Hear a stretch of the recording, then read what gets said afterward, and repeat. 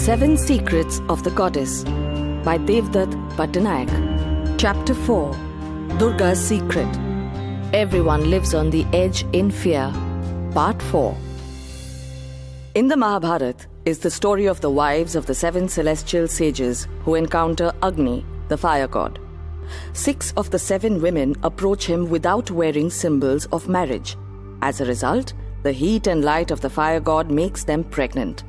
In later versions, they enter a pond in which Shiva is meditating and so get pregnant because of Shiva's power that percolates into the water.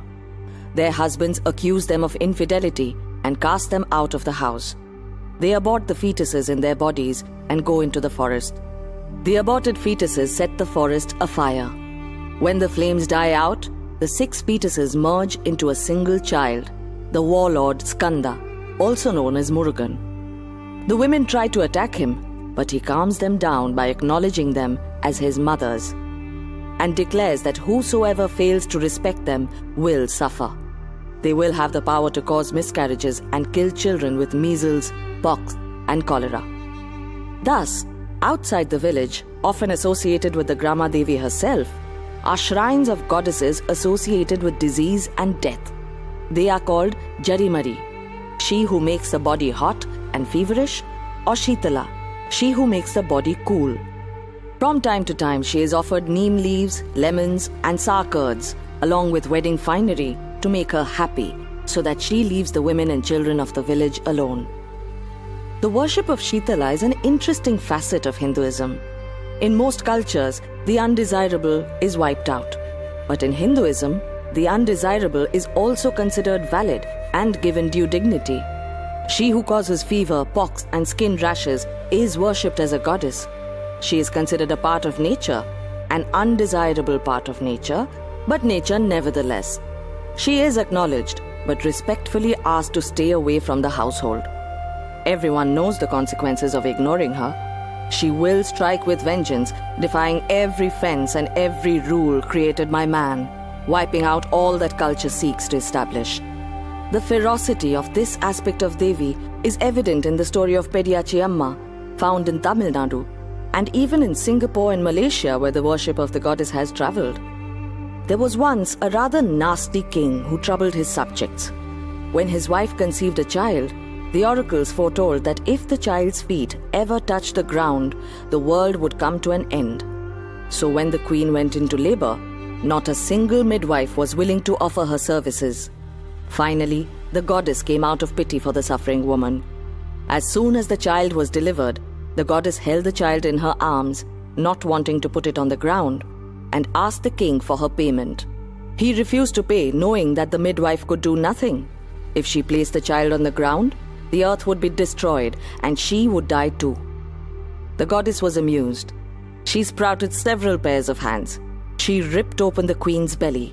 She crushed the king underfoot. But all the while, she kept the child in her hand above the ground to ensure the world did not come to an end. This story shows the 2 sides of the goddess, the malevolent one as well as the benevolent one. Nature can be cruel and kind. We may try to domesticate her in our favor, but we have to be wary of her other, darker side. The words Durga and Shakti are often used synonymously, but there is a subtle difference. Shakti means power that is natural. Durga evokes Durg, or the fortress that is artificial.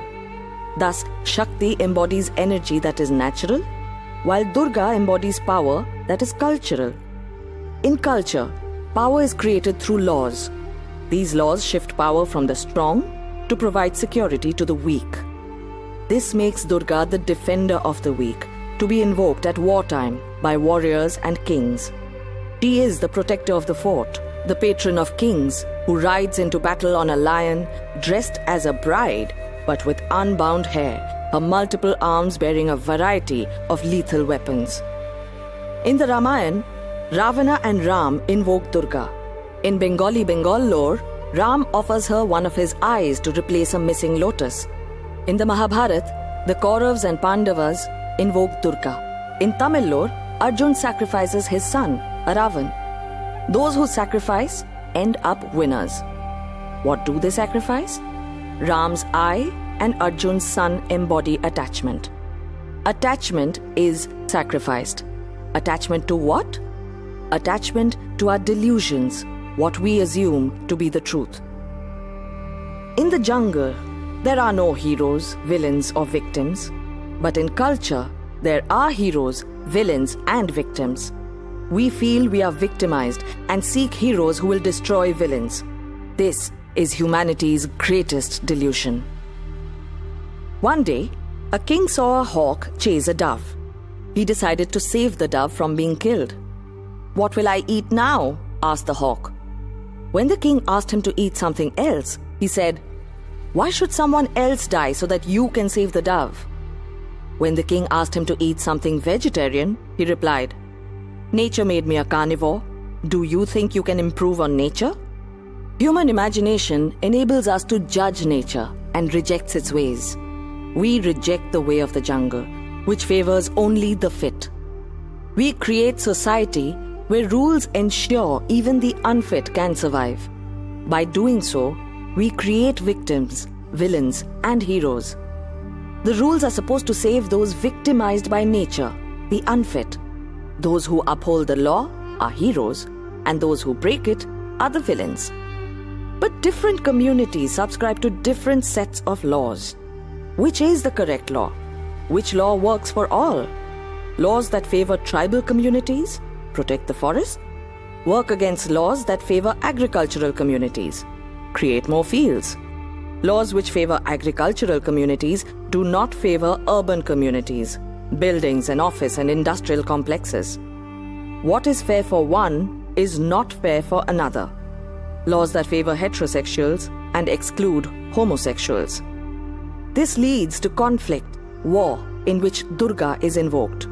More laws, fairer and just laws, are established, but they remain laws nevertheless. In the forest, no animals complain. They accept their place in the food chain and pecking order.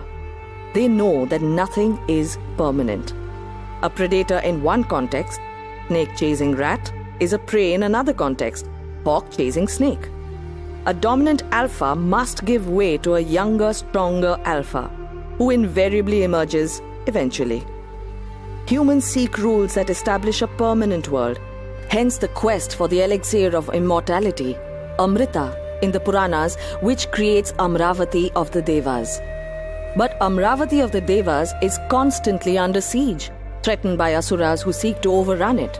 The Devas fight, seek the help of Shiva, Vishnu and Durga, but forget Shakti, the inner strength that enables us to appreciate that notions of fairness and justice are human constructs, that different people have different notions of what is fair and just, and hence the conflict. Inner strength enables us to see that from the point of others, we may be the villains. We are the asuras who are troubling the Devas. We are not necessarily the Devas who need Durga's help. It is we who have to be beheaded. Our aham is the root cause of the problems around us. Confronting the truth about us is not easy. It needs Shakti. Only when we locate the problem to our own fears will we be able to serve as Durga to others, granting them protection from their own fears.